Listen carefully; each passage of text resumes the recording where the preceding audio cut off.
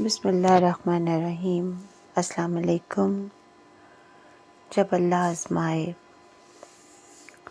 پرانی بستی میں ایک خاموش سا گھر تھا۔ اس گھر کے صحن میں نیم کا پرانا درخت تھا۔ سکینہ اسی گھر کی نئی دلہن بن کر آئی تھی۔ شادی کے بعد اس نے بہت سے خواب سجائے تھے۔ اس کے شوہر سلیم کپڑے کی دکان پر ملازم تھے۔ شروع کے دن سادہ مگر پرسکون گزر رہے تھے۔ پھر ایک حادثے نے سب کچھ بدل دیا۔ بازار میں آگ لگی اور کئی دکانیں جل گئیں۔ سلیم کی روزی بھی انہی شعلوں میں جل گئی۔ وہ شام سلیم خالی ہاتھ گھر لوٹے تھے۔ ان کے چہرے پر گہری تھکن نمایاں تھی۔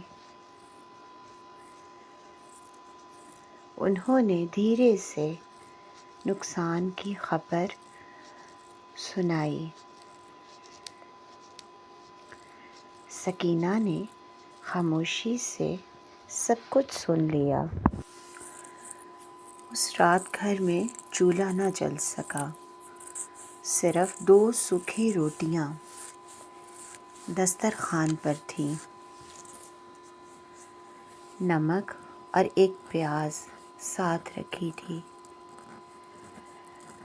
سلیم نے حوصلہ دینے کی کوشش کی مگر ان کی آواز میں لرزش تھی۔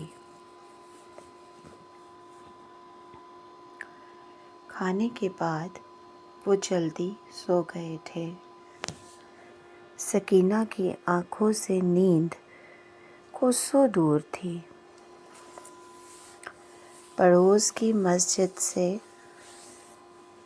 عشاء کی اذان آئی۔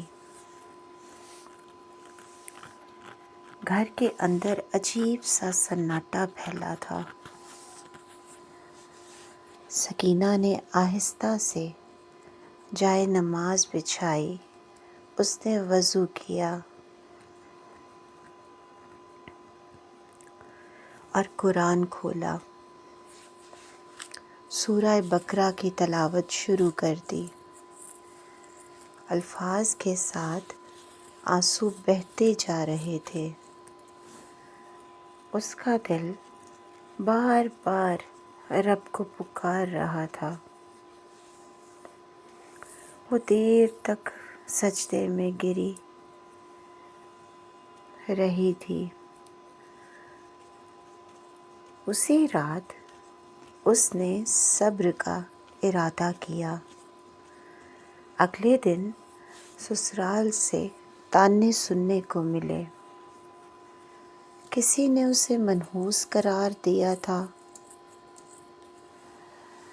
کسی نے کہا کہ اس کے قدم بھاری ہیں۔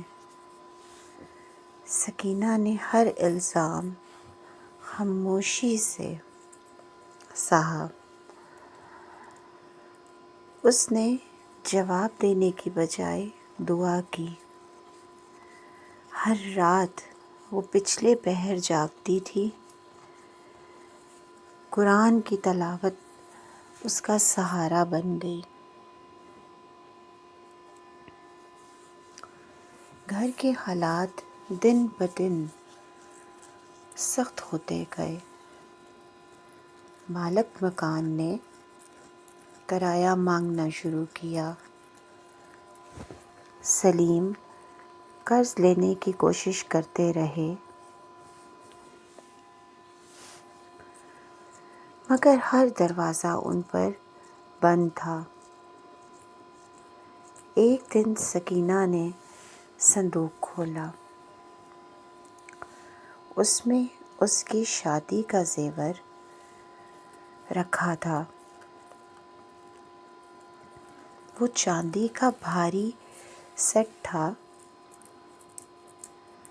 یہ اس کے باپ کی آخری نشانی تھی۔ اس نے اسے آنکھوں سے لگا کر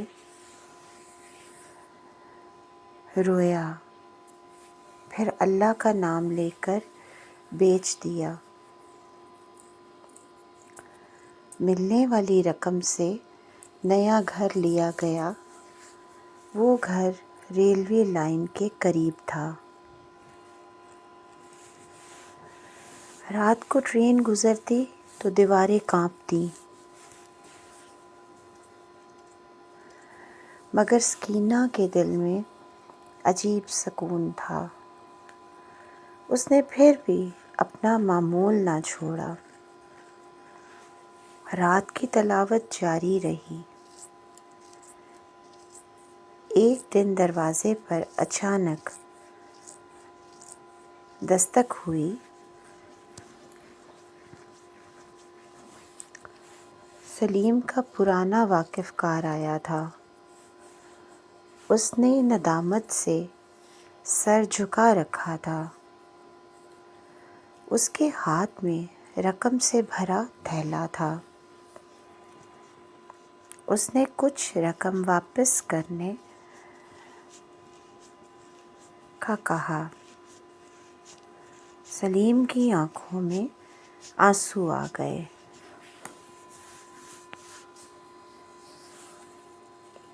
سکینہ نے دل میں شکر ادا کیا۔ اسی رقم سے چھوٹا کاروبار شروع ہوا۔ سلیم نے کپڑے کا کام دوبارہ سنبھالا۔ رفتہ رفتہ گاہک واپس آنے لگے۔ قرض آہستہ آہستہ اترنے لگا۔ گھر کے حالات بہتر ہونے لگے۔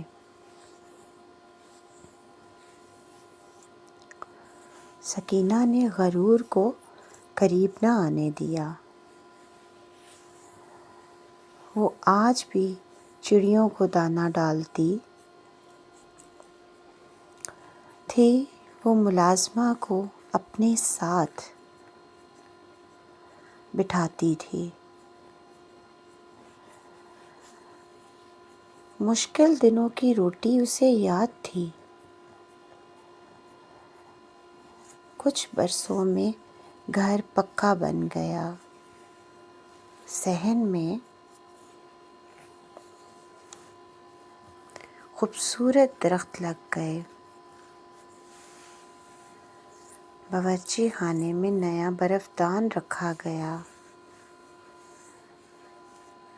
اب وہ اکثر بھرا ہوتا تھا۔ ایک دن سکینہ نے اسے کھول کر دیکھا۔ گوشت اور سبزی سے شیلف بھرے تھے۔ اس کی آنکھوں میں آنسو آ گئے۔ اسے وہ 2 سوکھی روٹیاں یاد آئیں۔ وہ رات یاد آئی جب وہ روئی تھی۔ آج وہی رات دعا بن کر لوٹی تھی۔ سلیم اب عزت سے کام کر رہے تھے۔ لوگوں کا رویہ بھی بدل چکا تھا۔ جو اسے منحوس کہتے تھے خاموش تھے۔ سکینہ کے دل میں کینہ نہ تھا۔ وہ ہر حال میں شکر ادا کرتی تھی۔ ایک رات پھر وہ پچھلے پہر جاگی۔ اس نے پھر سے جائے نماز بچھائی۔ سورہ بقرہ کی تلاوت شروع کی۔ اس کے آنسو اس بار شکر کے تھے۔ اس نے دھیرے سے ہاتھ اٹھائے اور رب کا شکر ادا کیا۔ اسے یقین ہو چکا تھا وہ منحوس نہیں، آزمائی گئی تھی، اور آزمائش کے بعد رحمت آئی تھی۔ اگر آپ کو یہ کہانی اچھی لگی ہو تو اپنی رائے کا اظہار کمنٹ میں ضرور کیجیے گا۔